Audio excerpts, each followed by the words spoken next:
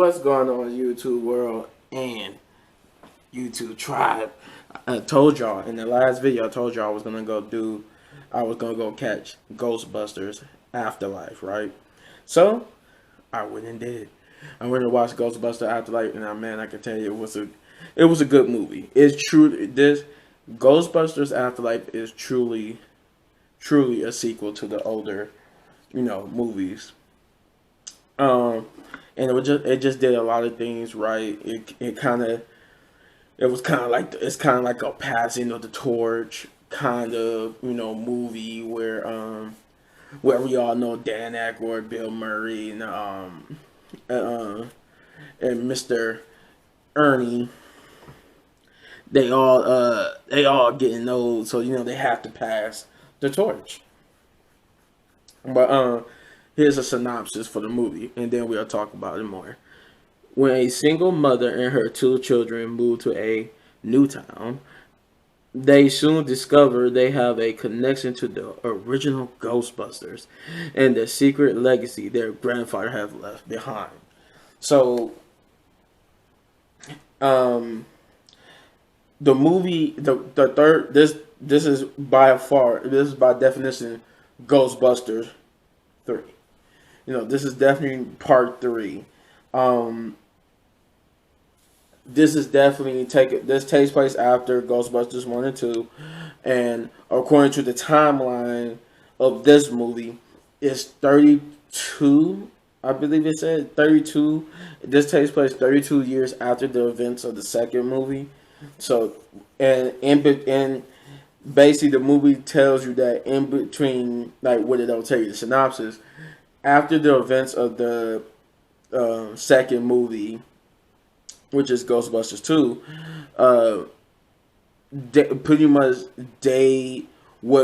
after that movie, whatever was left of ghosts, they pretty much caught the rest of the ghosts. Peter, Ray, Dr. Winston, and Egon. They went on catching what was left, and then the well of ghosts just dried up. Eventually there was no more ghosts, so there was no more use for Ghostbusters in a sense. Like, basically, they even mentioned in the movie, like, one of them, I think it was either like Ray or Dr. Peter. One of them said that they might have did that job too well because now there's no more ghosts, so therefore there was nothing. But one of the Ghostbusters realized that an old villain that they thought they defeated was making a comeback. So what this particular Ghostbuster did was this particular Ghostbuster started investigating, and when he started investigating, he realized that the villain that they defeated, now the main villain of Ghostbusters Afterlife is a returning villain. I'm not going to tell you which villain, but just know that I will say this much: that it's a villain. It's the main villain, either 1 or 2. The returning villain in this movie is the main villain for either the first one or the second one. When you see the movie, if you haven't seen the movie, you'll know what I'm talking about. But if you've seen the trailers, if you've seen the trailers, you know who the villain of this movie is, because they actually in the trailers reveal who. That's another hint for you. You want to know what I'm talking about? Just go back and watch any trailer of Ghostbusters Afterlife, and you will see that you get a pretty good sense of who the returning villain is from the older Ghostbusters movies. And it turns out this villain wasn't truly defeated. The funny thing is, I didn't realize it until watching Ghostbusters Afterlife. I was like, you know what? They never did trap that villain. They just kind of like blew it up, and it kind of just went away. But this movie confirms that because they didn't trap this villain, they just kind of like I guess you could say it was a temporary defeat. It just retreated to where this setting of this movie takes place. This takes place in Oklahoma, and I think was it Somerville or Sunnyville? Oh, I forgot. It was Somerville, I think it was, Oklahoma, where the monster retreated, because that's apparently that's where the true portal to this character lives. And it's also actually this movie also makes canon use of the Ghostbusters, the video game, because one of the antagonists from that game makes a actual live action appearance in this game, in this movie, albeit it is brief thanks to the returning villain. Um, we so we pick up where, like, so the movie, knowing that, like, that you know the context of when this movie takes place and what's going on, the movie picks up some odd years, the 32 years later, where you see this particular Ghostbuster in Oklahoma basically fighting ghosts, and you see that this particular Ghostbuster was right, that the ghost, that even though they haven't been able to find ghosts, it's because the one of the antagonists is gone, but then one of the other antagonists has came back, and they just all pull the ghosts just pulled, the main antagonist ghost just pull all their stuff to Oklahoma, where this real portal and temple is. And you see this Ghostbuster, he's basically he's not in the Ecto One, but he's in his car driving towards his farm, but the car gets hit and it flips over into the cornfield, but then he runs on foot, and then he basically holds the trap with the ghost inside that this ghost was desperate to have. But his main trap, this particular Ghostbuster made the trap big enough. And made this particular Ghostbuster made the trap big enough to trap hundreds. It's a trap powerful enough to power 100 traps or more. And to continue this review, obviously this character is Egon, because the movie centers this movie, because the actor who played Egon in the original Ghostbusters passed away. So the movie is kind of like a tribute to him, and his character. So the movie revolves around him and his family, because you find out that sometime after Ghostbusters 2 and 1, Egon has met, had a family, had a daughter, and the daughter were going to have 2 children, and that's the 2 main characters of Trevor and Phoebe. They're the main the main protagonist. Paul Rudd is like that nerdy doctor guy from Ghostbusters that wanted to be a Ghostbuster. He really, I've been hearing this since the movie was coming out, and it came out that everybody keeps saying, "Oh, Paul Rudd just really relegated to that guy." And watching that movie, he really is. Paul Rudd is really this generation, this new movie version of, I can't remember the guy's name or his character's name, but basically the nerdy guy that wanted to be a Ghostbuster so bad. That's Paul Rudd's character is actually that. And even their mother was she's basically the same thing. I would say she's like the Sigourney Weaver of this character. She's they actually made Phoebe's mother, Phoebe and Trevor's mother, which is Dr. Egon's daughter. She's like the new Sigourney Weaver, and as in 2 characters who have a similar fate that you'll see in the movie. But yes, so we see Egon. He's trying to activate this trap, and then something goes wrong, so he locks himself in the room, and he picks up you see in the trailer, you see a guy holding one of the the detectors, and you see it. This is like my cable remote, but you know that was seen from the trailers when he go like this and the things shoot out. You see that's when you see that scene. That's like the beginning of the movie, and he goes and sits in his chair, and unfortunately meets a kind of a messed up ending. You don't see it happen, but you know something happened to him, but before he did, he locks the trap away, so the ghost couldn't get to it. They don't know where it's at, and you see something happen, something something like this grabbing him. Then it just goes to the outside, and you see a spirit shoot out from the house, and then it cuts to his daughter, Egon's daughter, who basically cutting her son's hair. She trying to get her son away from school, and they find out that by this point, I guess it's been some weeks later, because at this point she already knows that her father Egon has passed away. The movie makes a point to note that both Trevor and Phoebe do not know who they don't know nothing about Egon, or who Egon was, who Spangler, Egon Spangler was.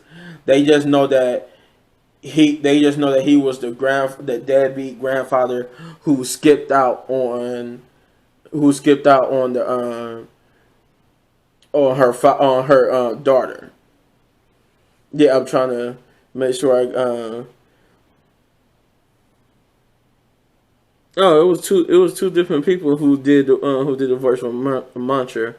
But yeah, so the movie at this point shifts from not just re-emerging you back into the world of the original Ghostbusters, but it also becomes a movie of redemption. As you start to find out after this point that there's a lot of redemption to go around, not just for the original four Ghostbusters, but for many people. And it's not only just redemption, but it's also about forgiveness and finding oneself. For that, it's about the kids. The kids finding out where they belong and where they're placed in this world. So they get to this new town. They have, they have to go to they had to go to Egon's house in the farm in this farmland, and it's funny, like in the movie, everywhere they go, when they mention the farm, they was calling Egon old dirt farmer, or old dirt man farm, or something like that. They had a nickname for him, and everybody was like, nobody knows who he is. He was like basically, to them, he was like a recluse. But the hardware store man who knew him, because he always came into the hardware store buying a whole bunch of crazy stuff. Like he even tell his daughter, like, hey, oh yeah, I know that. I don't know him, but I know he was one of my best customers. He used to come here and buy a whole bunch of crazy stuff. And basically they have to adjust due to a certain event. You might have seen it in the trailers. You might know. The trailer shows you that the mother's not really doing good financially, and due to some financial struggles, that Egon's place becomes their new new place to stay. Trevor automatically they go to this burger joint. Trevor meets some kids. He becomes friends with this girl. I did not realize that her name was Phoebe too. The girl that Trevor's love interest, if you will, her name is actually Phoebe as well. She is like the daughter of the town's head police sheriff, played by Bokeem Woodbine. He's a famous actor.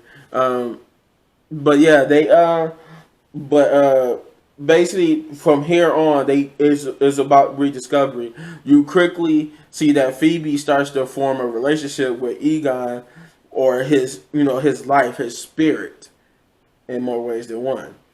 if you get what I mean, this is about this Ghostbusters. So when I say she forms a relationship with Egon, with his past, his life, and spirit, that should tell you something about her interaction with Egon.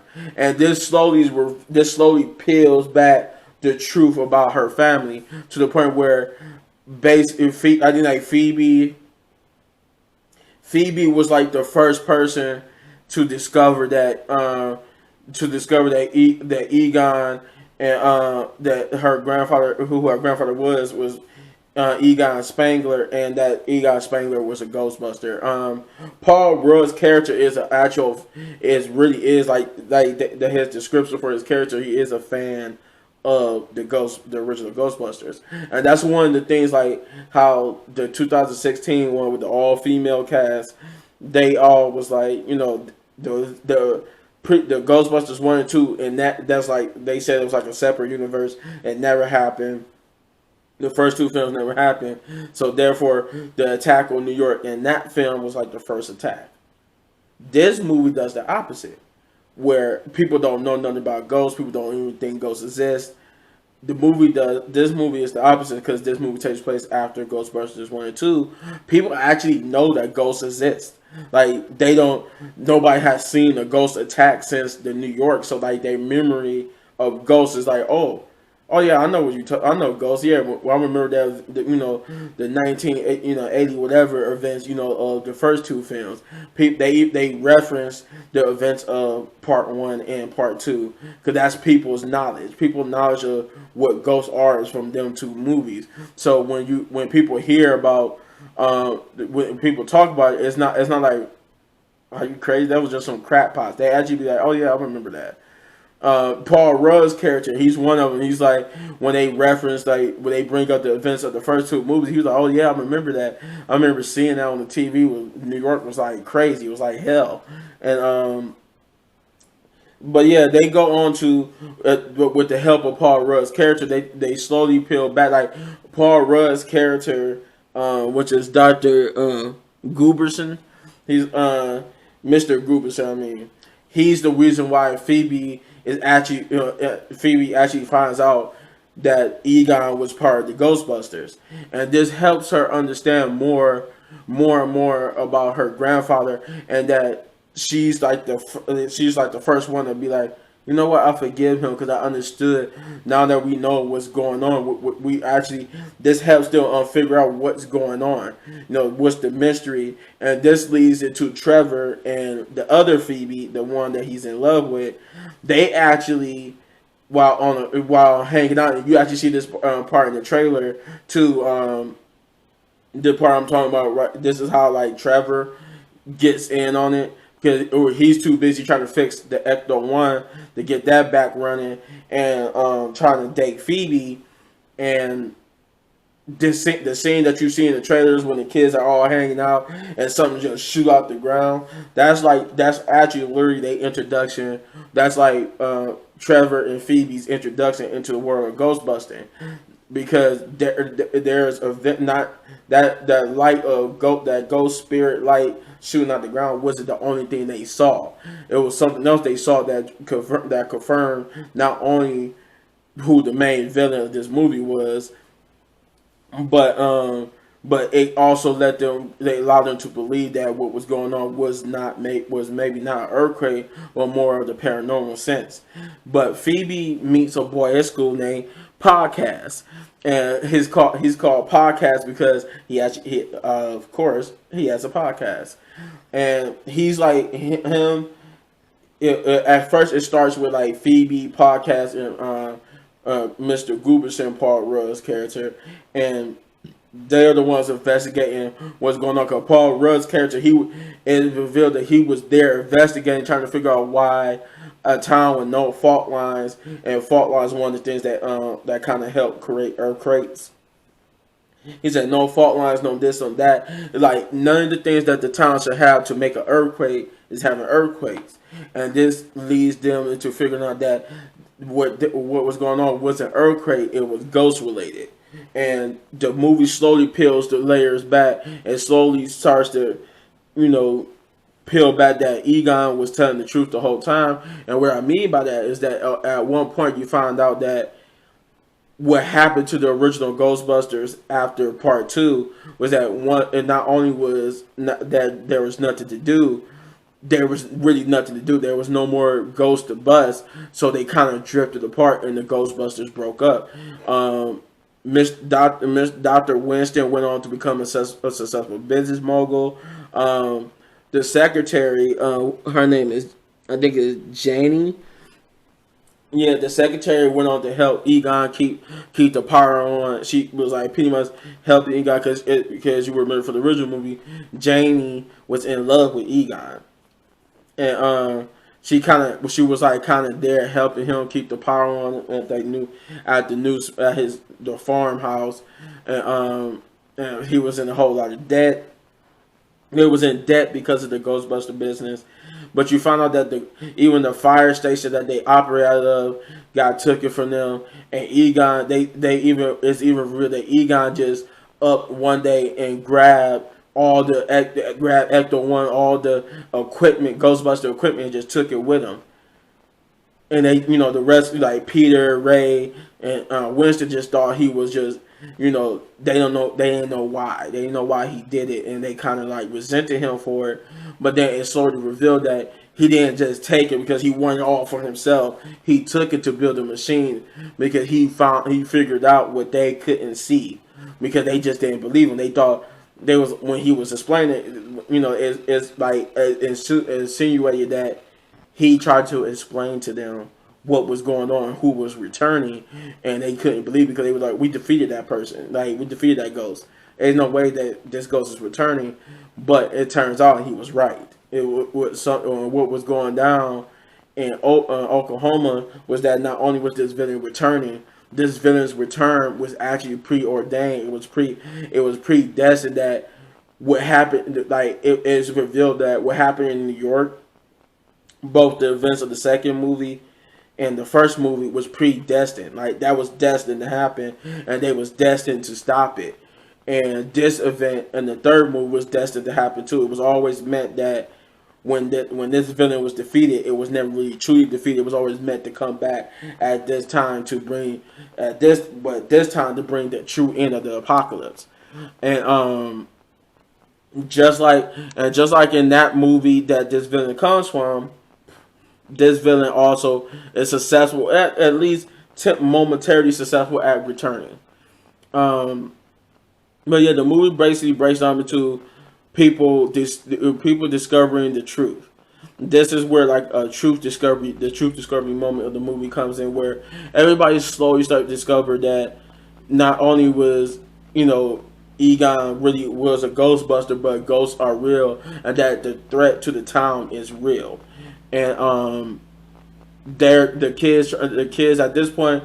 By this point, Trevor and the other Phoebe, the girl that he likes, they meet up with Trevor's sister Phoebe and Podcast and Paul Rudd, and realize that what was going on was true, and they all team up to try to kind of stop it because they witnessed it firsthand. Like Phoebe and Trevor, they as a point in time where they get into trouble.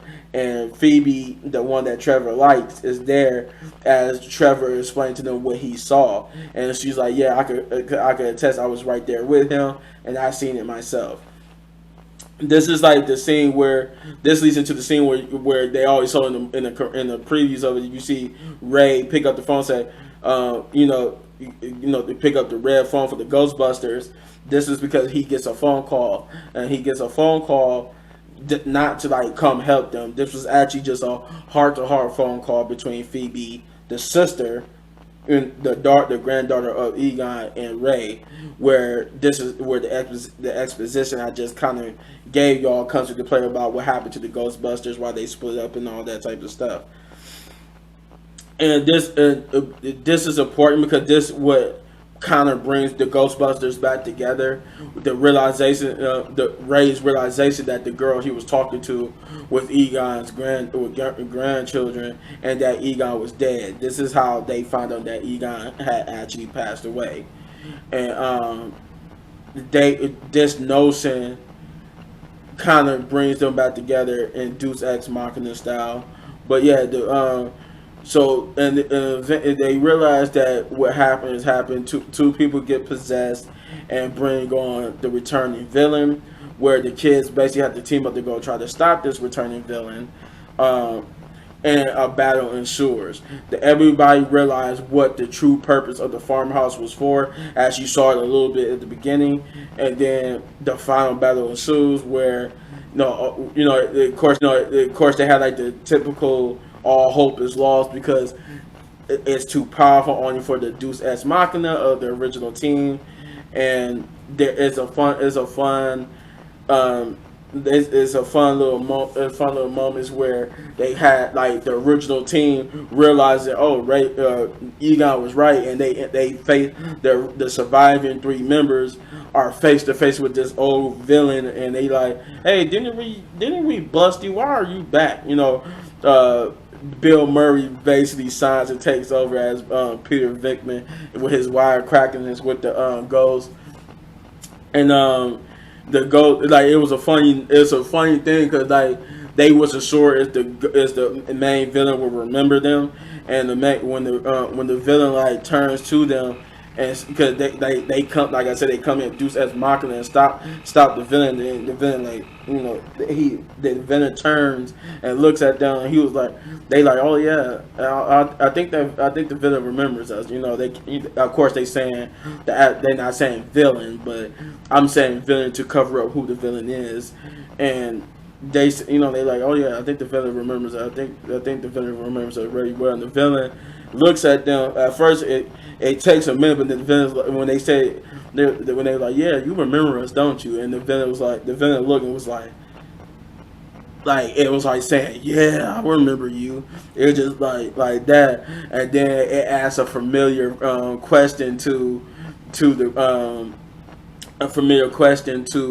the original Ghostbusters, that it was a nod to that particular Ghostbusters movie, and that's another hint I just gave you to who the villain could be, because it's only one villain in the Ghostbusters original movies that asked them a question and somebody got it wrong and they got zapped for it. Yeah. They realized that it was kind of creepy to them, that they realized that the villain still remembers them even after all these years. The actress who played the actor or actress who plays the villain is an actual famous actor or actress, and it was cool to see that this actor or actress got to play the villain. I want to see my final thoughts on the movie. I love the old school visuals of it. Like, they kept that, like, the lighting and stuff. Like, you saw this in the trailers and the little featurettes when they talked about making the movie. They really did keep the feel of the original two movies with the visuals and the sounds and the music. So I enjoyed all the nostalgia in this. It was very nostalgic. It was very like a love letter to the fans who always claim more for a third Ghostbusters movie. So it was very much a love letter to the fans and to the people who enjoyed the original two movies, and it was really good. Like, as a person coming in watching this, knowing that I remember the first two Ghostbusters movies, though I think one came out before I was born and one came out after I was born. I gotta go back and look that up, because I know one came out in the late 80s, and I'm thinking one came out in like 1991, 92. I'm hoping that's how it went. And I might be wrong. Both of them might have came out, because I was born in 1990, but both of them might have came out before then. But I remember seeing that. So knowing the history of the first two movies, it was good to see that I got every reference that they made, because every reference was a reference to either the first Ghostbusters or the second one. And I got every reference. The movie was it was very heavy.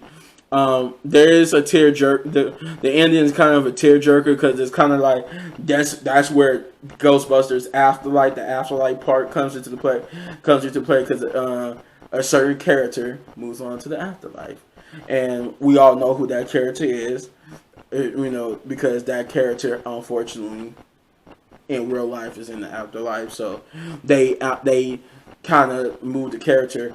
I want to say too, they also did the Fast and the Furious 7 thing. So the actor who played Egon is in the movie.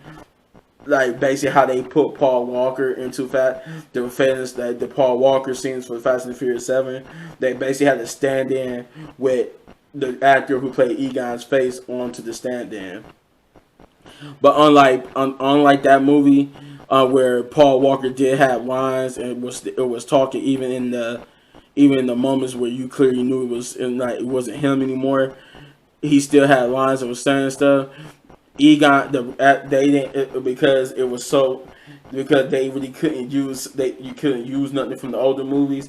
So Egon, even though they had the present looking Egon in the movie, he pretty much was just silent.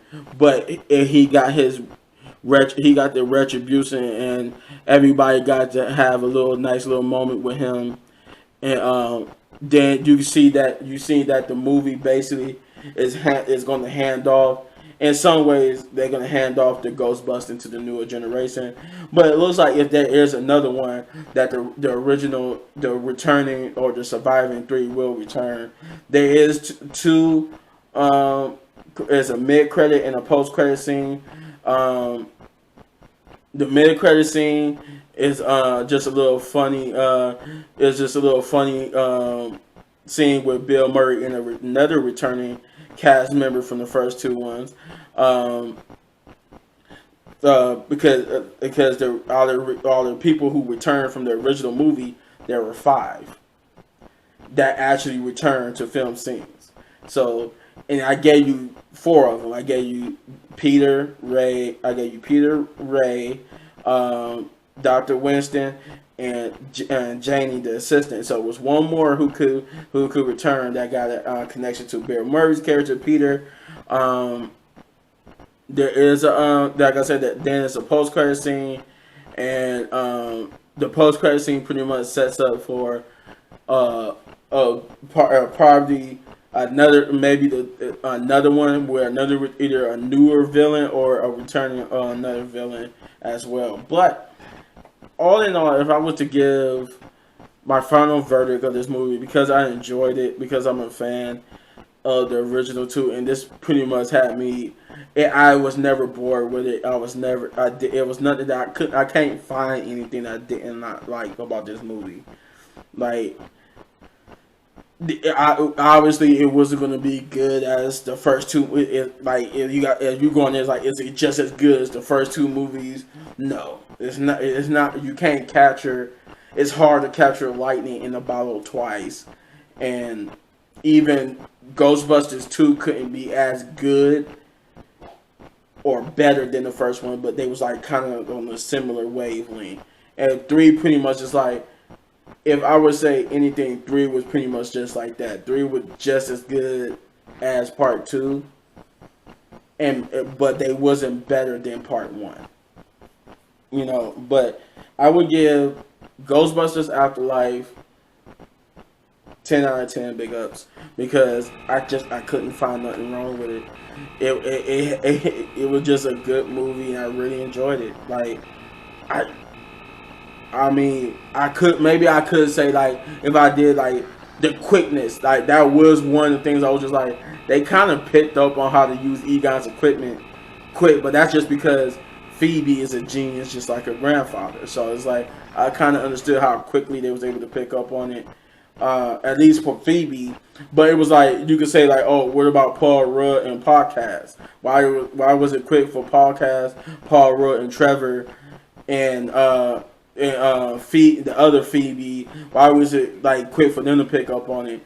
And it just at this point, it just became natural to everybody what to do, because everybody knew from the original events of the first 2 movies what to do. So it's it's kind of excusable, but I mean it still wasn't enough for me to take a point off.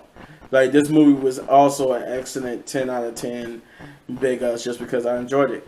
And I believe even if you haven't seen the original movies, you will enjoy it too. And if you have seen the original movies, you will even enjoy it even more. There's something in it for everybody. But if you have seen the movie, let me know in the comments down below what you thought. If you liked it or disliked it, and if you like this video, then hit that button right there in the upper right corner for all of my reviews. And if you enjoyed the video so much and you want to support the channel, hit that like button, hit that subscribe button, and hit that notification button so you get notified when I drop video. And as always, hit any one of these videos for more of my amazing content. But don't go anywhere. Now that I got the reviews out the way, gameplay is next. Because I haven't forgot Nintendo Day Wednesday, and it's coming out right at you. So, peace out, and enjoy the videos, and enjoy my next ones.